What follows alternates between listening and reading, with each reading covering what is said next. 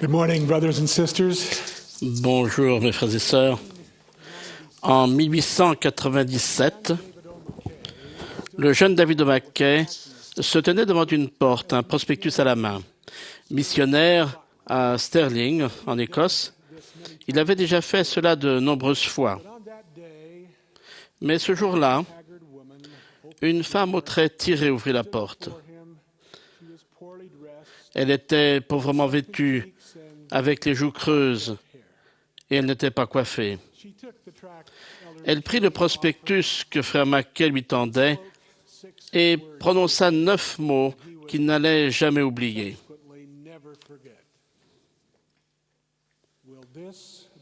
Est-ce que cela va me payer du pain? Cette rencontre fit une impression durable sur le jeune missionnaire. Il écrivit plus tard, « À partir de ce moment, j'ai mieux compris que l'Église du Christ doit s'intéresser et s'intéresse au salut temporel de l'homme. » Je me suis éloigné avec le sentiment que cette femme, le cœur aigri vis-à-vis des hommes et de Dieu, n'était pas en mesure de recevoir le message de l'Évangile. Elle avait besoin d'aide temporelle et il n'y avait pas, pour autant que je sache, d'organisation à Stirling qui pouvait la lui apporter. Fin de citation. Quelques décennies plus tard, le monde gémissait sous le fardeau de la Grande Dépression. C'est à cette époque, le 6 avril 1936, qu'Heber J. Grant, président de l'Église, et ses conseillers, J. Reuben Clark et David O'Mackey, annoncèrent ce qui allait par la suite s'appeler le programme d'entraide de l'Église. 2 semaines plus tard, Melvin J. Ballard en était appelé premier président et Harold B. Lee, premier directeur général. Ce n'était pas une entreprise ordinaire. Le Seigneur avait suscité des âmes remarquables pour l'administrer. Mais J. Reuben Clark expliqua, je cite, « La mise en place du mécanisme de l'entraide est le résultat de la révélation par le Saint-Esprit au président Grant. Et elle a été poursuivie depuis par des révélations équivalentes aux frères qui en ont eu la charge. » Fin de citation. L'engagement des dirigeants de l'Église de soulager la souffrance humaine était aussi certaine qu'irrévocable. Le président Grant voulait un système qui irait vers les gens et prendrait soin d'eux, quel qu'en soit le coût. Il dit qu'il irait même jusqu'à fermer les séminaires, arrêter l'œuvre missionnaire pendant un temps, ou même fermer les temples, mais qu'on ne laisserait pas les gens avoir faim.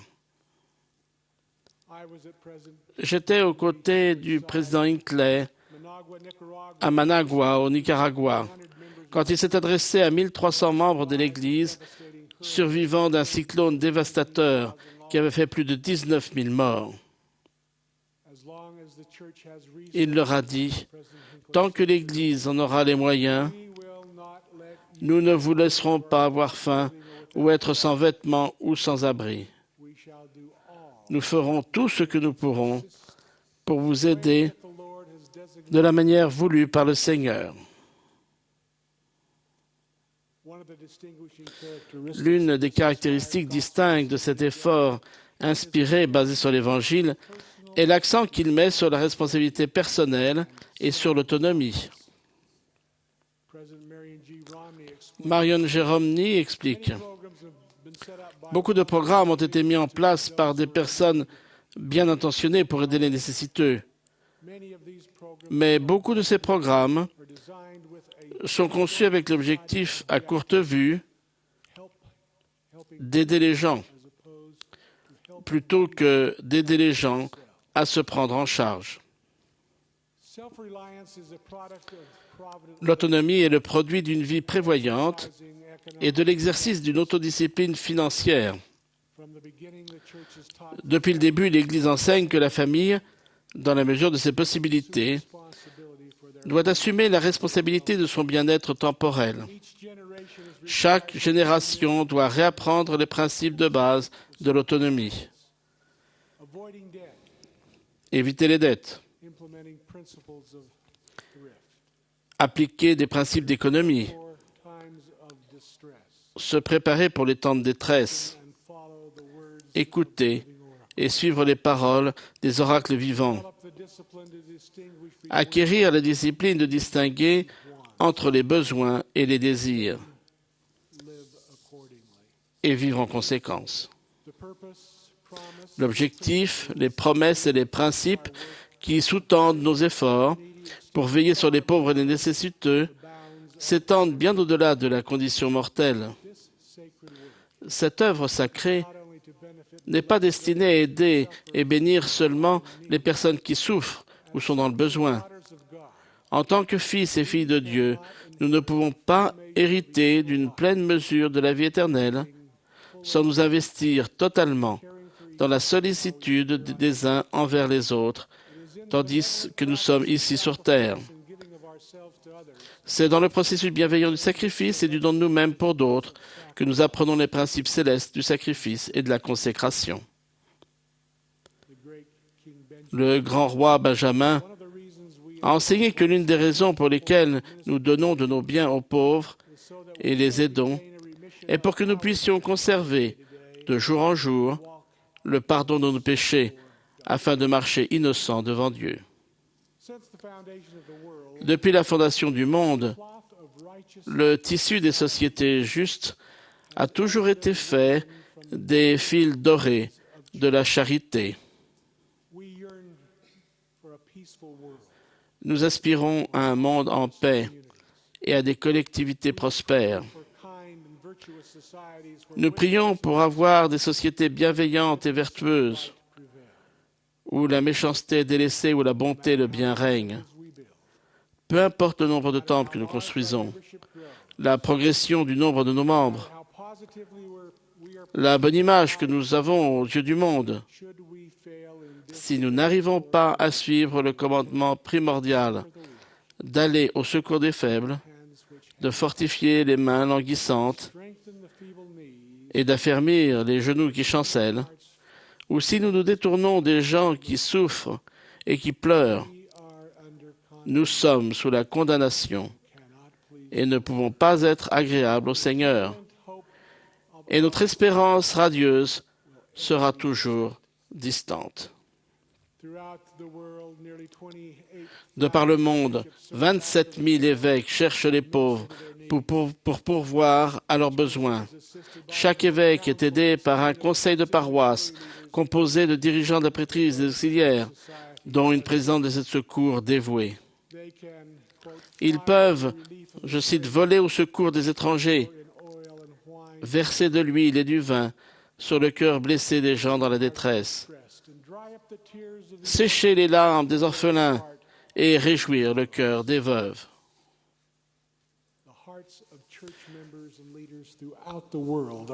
Le cœur des membres et des dirigeants de l'Église partout dans le monde est positivement influencé et guidé par la doctrine et l'esprit divin de l'amour de leur prochain et de leur sollicitude pour lui. Un dirigeant de la prêtrise d'Amérique du Sud était accablé par la faim et les privations des membres de son petit pieu. Ne voulant pas que les enfants souffrent de la faim, il a trouvé un bout de terrain en friche et organisé la prêtrise pour le cultiver.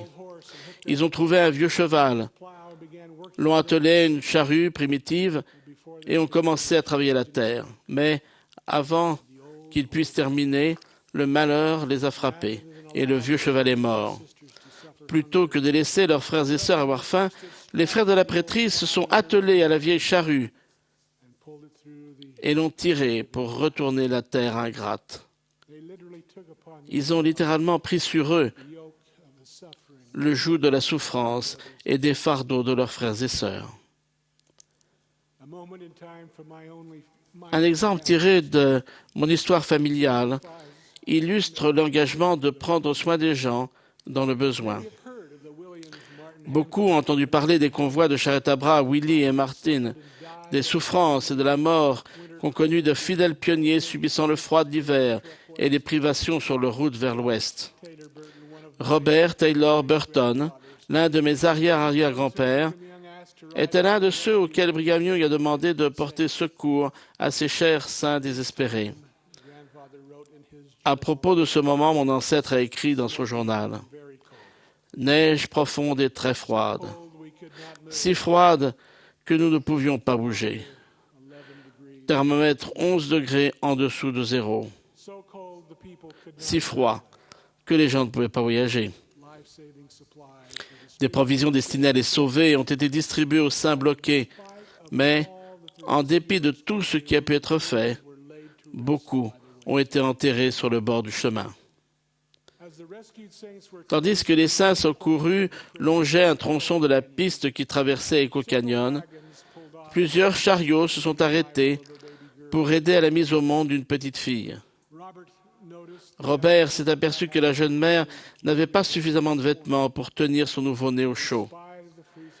Malgré la température glaciale, il a enlevé sa chemise faite maison et l'a donnée à la mère pour envelopper le bébé. L'enfant fut appelé Echo Squires, en souvenir du lieu et des circonstances de sa naissance. Des années plus tard, Robert a été appelé dans l'épiscopat président de l'Église, où il œuvra pendant plus de 30 ans. À 86 ans, Robert Taylor Burton est tombé malade. Il a réuni sa famille à son chevet pour lui donner une dernière bénédiction. Parmi ces derniers mots, il y avait ce conseil simple mais profond. Soyez bons pour les pauvres. Frères et sœurs, nous rendons hommage à ces géants innovateurs que le Seigneur a suscités pour organiser et gérer l'aide institutionnelle aux membres nécessiteux de son Église. Nous rendons hommage à notre époque aux gens qui, d'innombrables façons, souvent en silence, sont bons pour les pauvres, nourrissent les affamés, habillent ceux qui sont nus, soignent les malades et rendent visite aux prisonniers. C'est l'œuvre sacrée que le Sauveur attend de ses disciples. C'est l'œuvre qu'il aimait quand il parcourait la terre. C'est l'œuvre que je sais que nous le verrions accomplir s'il était parmi nous aujourd'hui. Il y a 75 ans, un système consacré au salut spirituel et temporel de l'humanité est parti d'humbles débuts.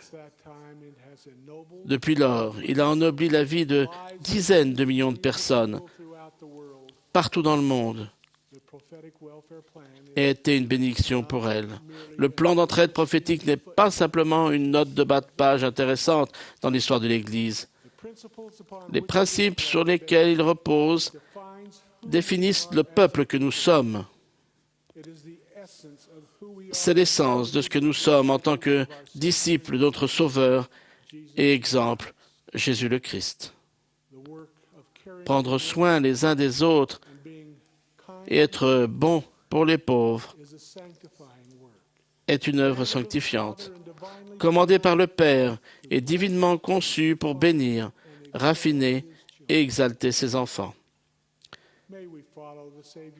Puissions-nous suivre la recommandation du Sauveur à un docteur de la loi dans la parabole du bon Samaritain.